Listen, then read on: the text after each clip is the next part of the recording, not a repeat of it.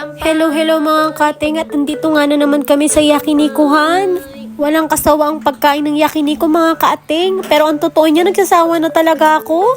Ang mga bata lang talaga ang hindi nagsasawa kumain ng Yakiniko. At naawa nga ako kay daddy dyan mga kaating dahil hindi siya pwede mag-inom ng beer.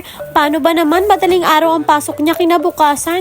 Kailangan na niya umalis ng 3 AM ng umaga. Kaya ang ending ako lang mag-isa ang nag-inom. Hindi pala masyadong masarap ang beer kapag hindi ko kasama mag-inom si daddy. Nakakalungkot mga kaating. Char! Nang char lang talaga ako mga kaating dahil nakatatlong baso nga ng beer ako dyan. Ang totoo nga niyan ay galing kami kanina sa nanay ni daddy mga kating. Hindi ko nga lang nakuha na ng video dahil hindi masyadong maganda ang pakiramdam ni nanay Ayako. Kaya hindi ko na lang binidyohan. Mas okay na picture na lang kinuha ko. Pagtapos nga namin dumaan doon ay dumiretso na kami dito sa Yakinikuhan. Ang totoo nga niyan ay niyayaya ako mag-date kahapon ni daddy pero tinanggihan ko. Tapos yung sinabi niya kain na lang ng Yakiniko pero ayaw ko pa din. Ang yabang pa nga ng sagot ko mga kaating. Sabi ko hindi ko kailangan ng dalawang yun at ayokong umalis ng bahay. Ang totoo kasi niyan mga kaating, ilang araw na ako nagtatampo kay daddy at hindi ko siya masyadong kinakausap. Kumbaga hindi ako genki habang kinakausap ko siya. Parang futsul lang ako makipag-usap na hindi ko siya nilalambing. Tampururot ang inyong mga kaating. Yung pala mga kaating, nagtatampo lang pala ako sa wala at kasalanan ko kung bakit ako nagtatampo. Wala naman palang dahilan para magtampo mga kaating. Baliw lang, 'di ba? Char!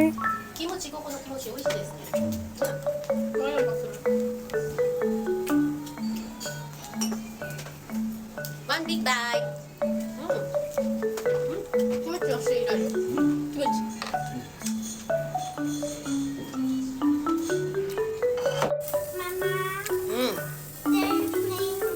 At nang hindi na nga siya makatiis mga kaating ay nalapitan niya na ako, tinanong at niyakap ako kung may nagawa ba daw siyang mali at may nasabi siyang mali at hindi ko siya kinikibot, hindi ako masyadong nagsasalita.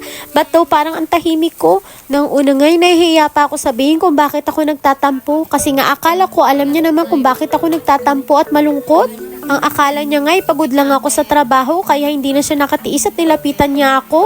At nang sinabi ko nga yung dahilan ng pagtatampo ko ay sabay lumakas ang tawa niya, humalikhik ng maigi. Kala mo kinikiliti mga kating at lalo akong nainis sa kanya. Biglang niya ako nayakap at sinabi niya, ano ka ba? Promise ko yun talagang gagawin ko. Sino ba nasabing hindi ko yung gagawin?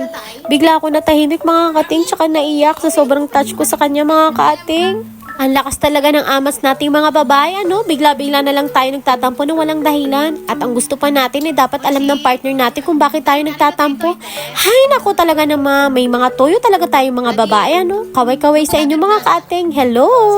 Kaya kayo mga kaating, huwag kayong gagaya sa akin, ha? Bigla-bigla na lang nagtatampo ng walang dahilan. Pag may problema kayo sa partner nyo, dapat tanungin nyo sila ng harapan. Hindi yung pagagawin natin silang manghuhula, mga kaating. Mahirap nga naman yun, hindi ba? Mga kaating, salamat po pala sa inyong pagsuporta sa aking mini vlog. Pagpasensyahan nyo na at napakabihira ako makapag-upload. Ang busy ko kasi dito sa Japan, sabay ng trabaho at gawaing bahay. Pagpasensyahan nyo na kung minsan lang ako maka-upload mga kaating ha. Pero maraming salamat po sa inyong pagsuporta. Sa ulitin, bye bye! Mwah! Get one only, Yuki, now, okay? Yuki, get one only, okay? Order.